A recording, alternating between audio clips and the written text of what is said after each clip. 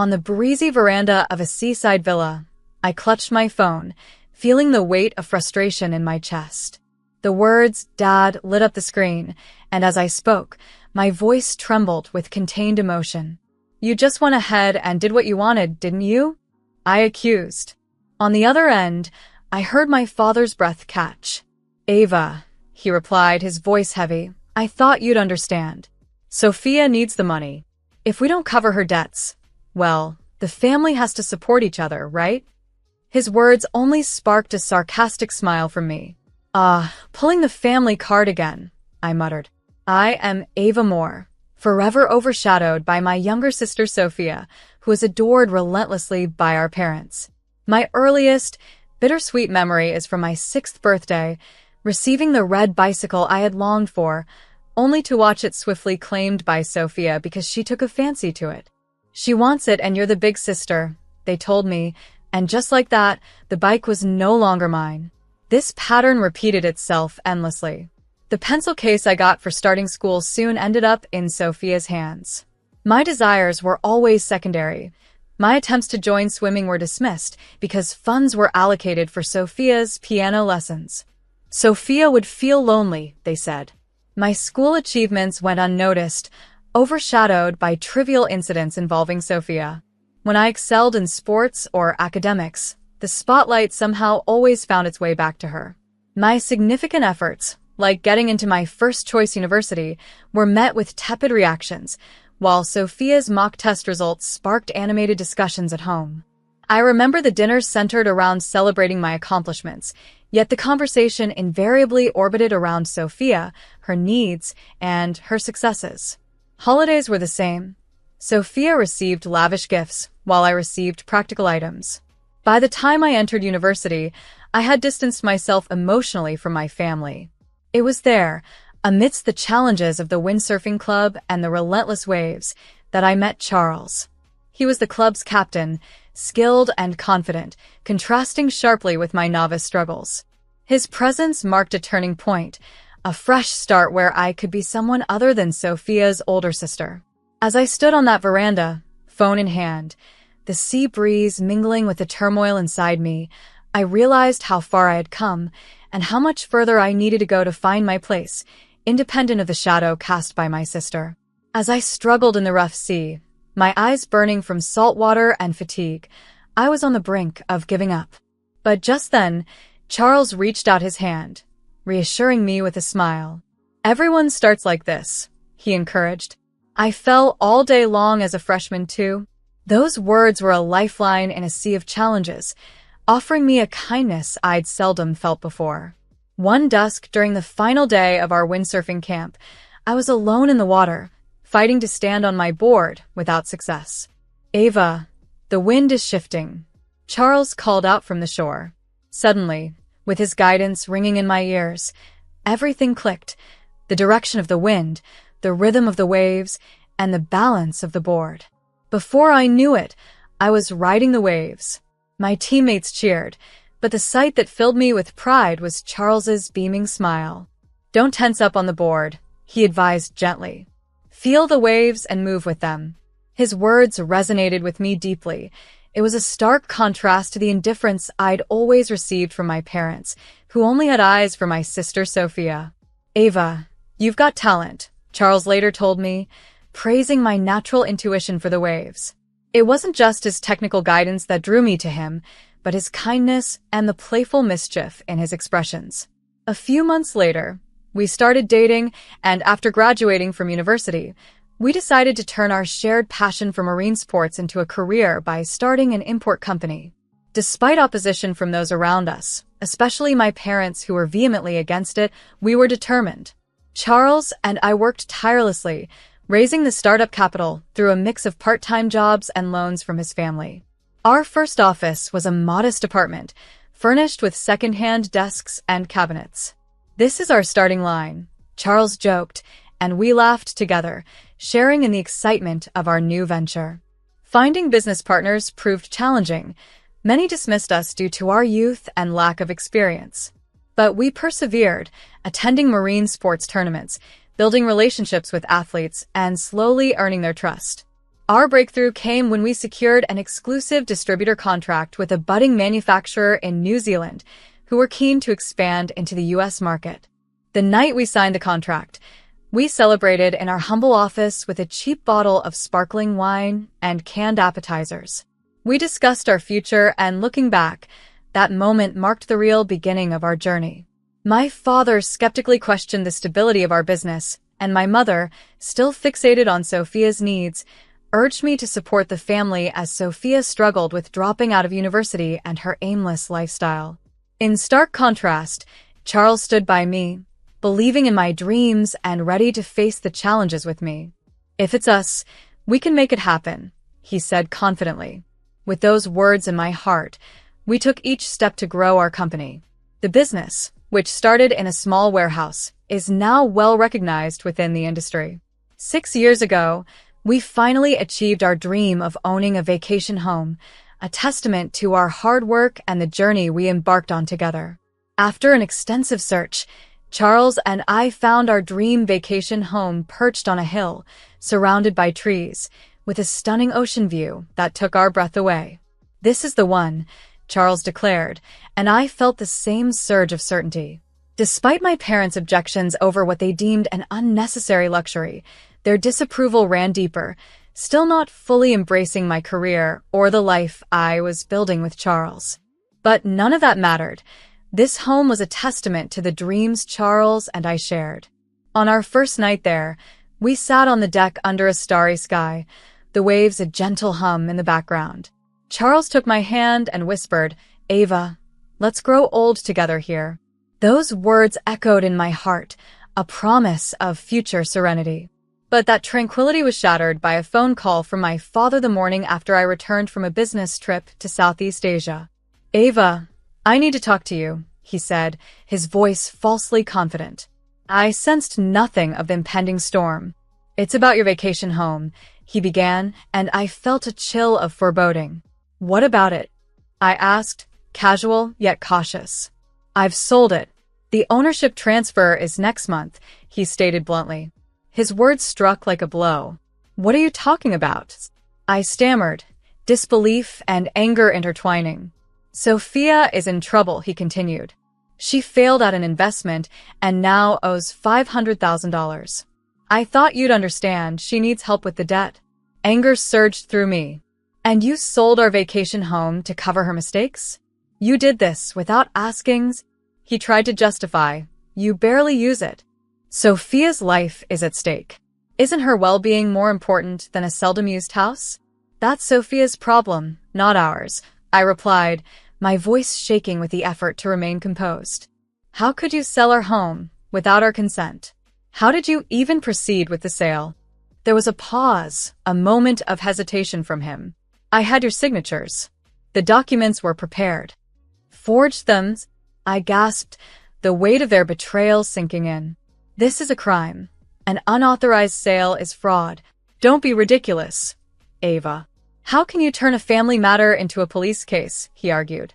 "This isn't just a family matter. It's a crime," I insisted, my grip on the phone tightening. "Dad, Mom, it's time you stopped cleaning up after Sophia's messes."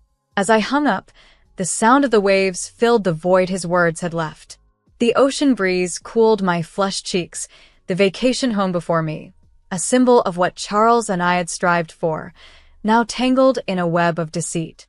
"Yes, we're family," I said to the empty air, a sad resolve in my voice. "And that's exactly why I must report you both for fraud." In the silence that followed, only the relentless whisper of the ocean remained, a reminder of the dreams and struggles that had brought us to this point. I was reeling from the realization of how far my parents were willing to go for Sophia. Their misguided devotion had finally pushed them over an unforgivable edge. In part, I wondered if I should have intervened earlier, but it was clear now that enough was enough. Stowing my phone away, I retreated back into the quiet of the vacation home, trying to process everything. An hour later, my phone buzzed again. It was Charles. "Ava, are you okay?"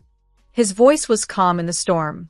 "Yes, I just got off the phone with my dad," I replied, my voice steadier than I felt. "And I heard from the buyer. Charles had news of his own.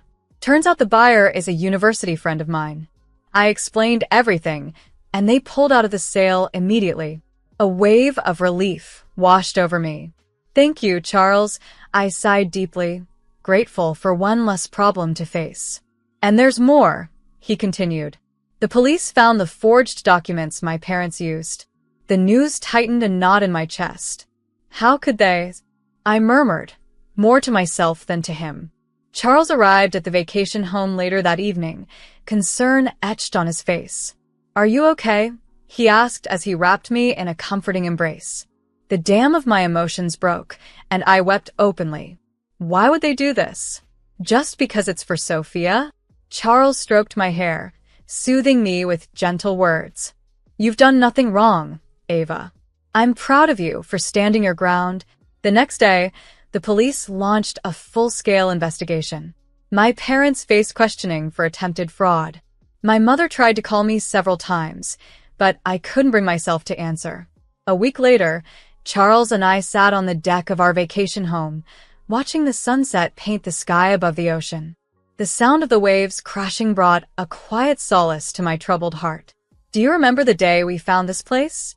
Charles asked softly. I did. The day we decided it had to be ours.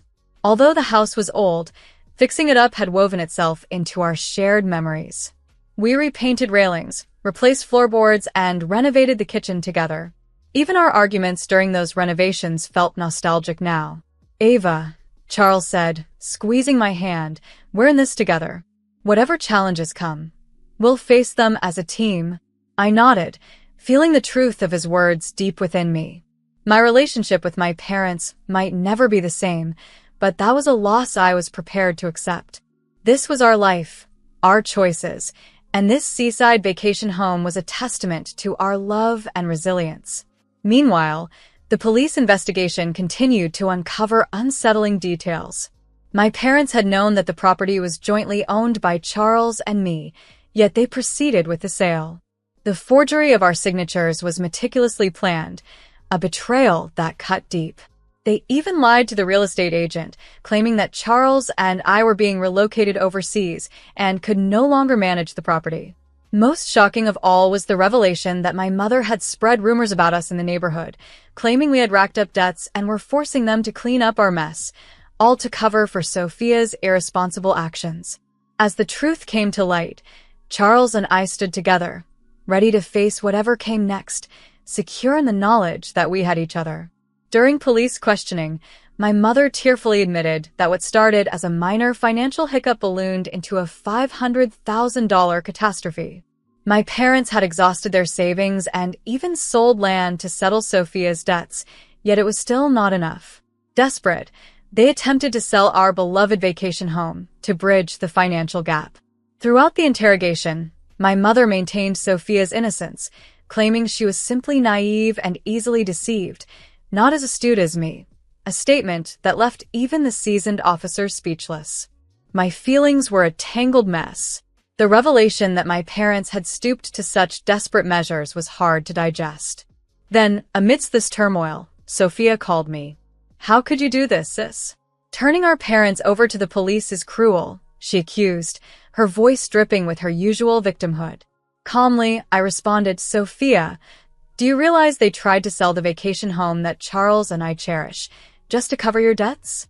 That's not just wrong. It's illegal. But we're family, aren't we? I'm really struggling here, she retorted, her voice a mix of defiance and desperation. It's time you started taking responsibility for your actions. I'm done cleaning up after you, I said before ending the call, a wave of exhaustion washing over me. From childhood, Sophia had been pampered excessively. While I diligently pursued my studies and career, Sophia lived impulsively, constantly rescued by our parents from her financial misadventures. It began with a student loan for $5,000 wasted on luxury shopping sprees with friends, a debt my parents hastily cleared, dismissing it as youthful folly.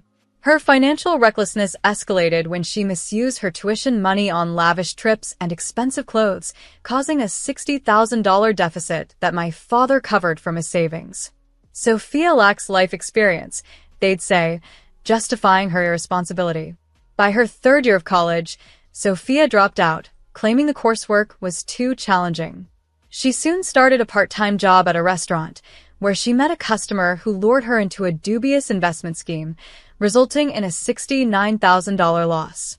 "You wouldn't understand, Ava, because you're so smart," she snapped at me once, blaming me as if my competence was her curse.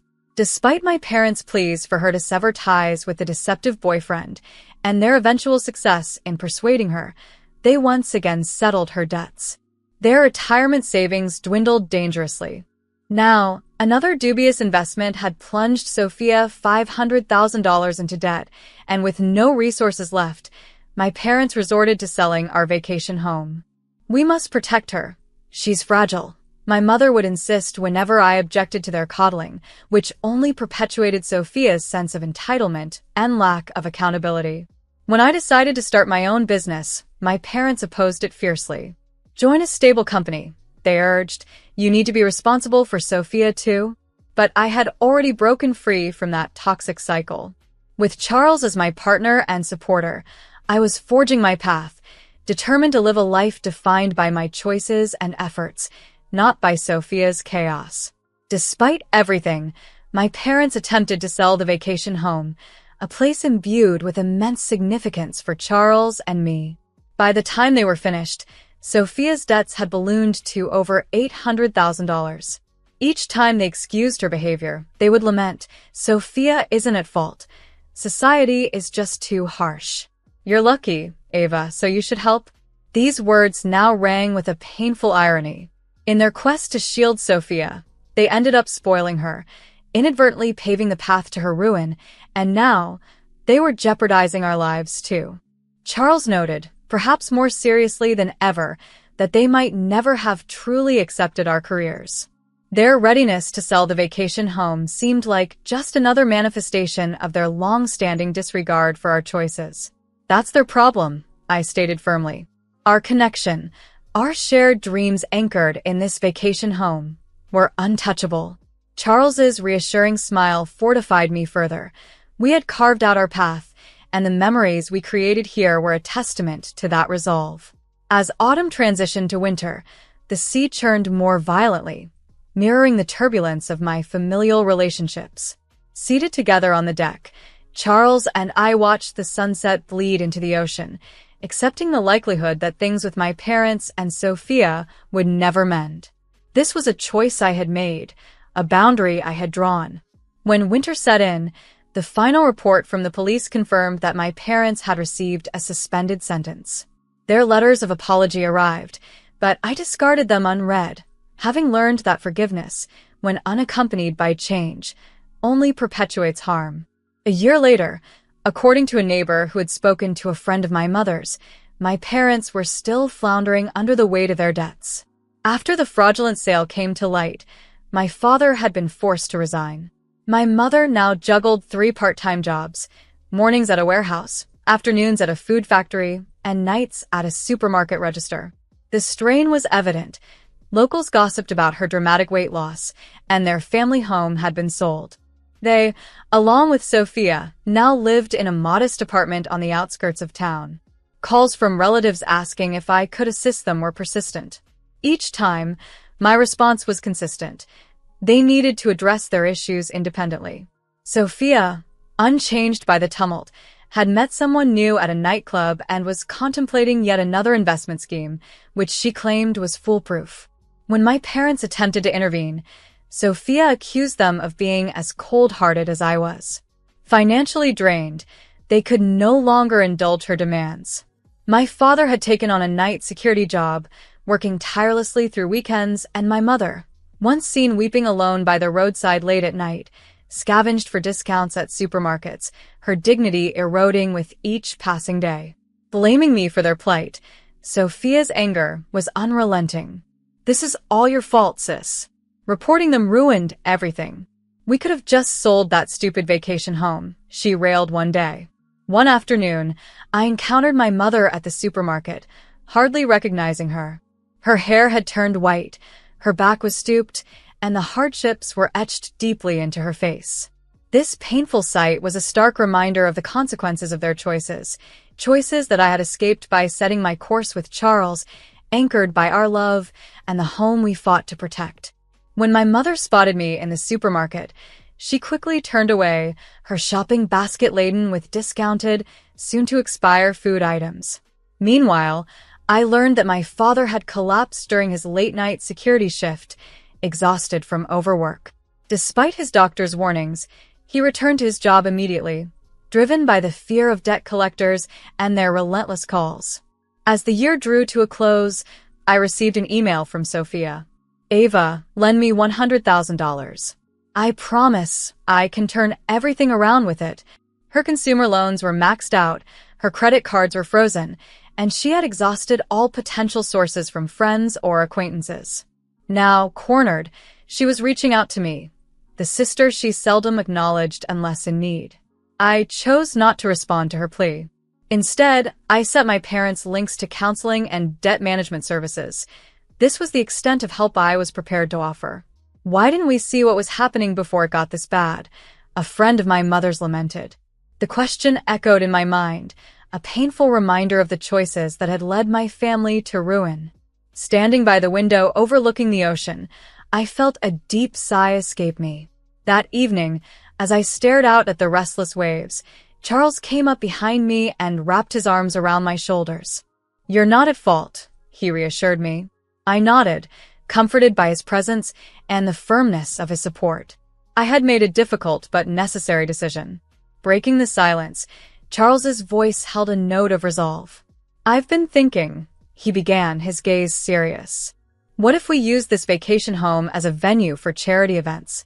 Specifically, let's introduce underprivileged kids to marine sports." His suggestion struck a chord with me. Having endured the loneliness of being misunderstood by my own family, I felt a strong desire to support children who faced similar feelings of isolation. "That's a wonderful idea," I replied enthusiastically. Charles smiled, his eyes alight with passion. "Your parents saw this place as just a piece of real estate, but to us, it's a place of dreams. If we can share that dream with others." I took his hand, feeling a rush of affection and alignment with his vision. "Let's do it," I said with determination. We changed into our wetsuits and hit the waves, where I felt a profound sense of happiness wash over me. Yes, my relationship with my biological family might have been irreparably damaged, but I had chosen my own path. That choice was not a mistake. Listening to the soothing sound of the waves, Charles and I looked towards the future. This vacation home would continue to nurture our dreams, and now it would also serve as a beacon of hope for others chasing their own dreams.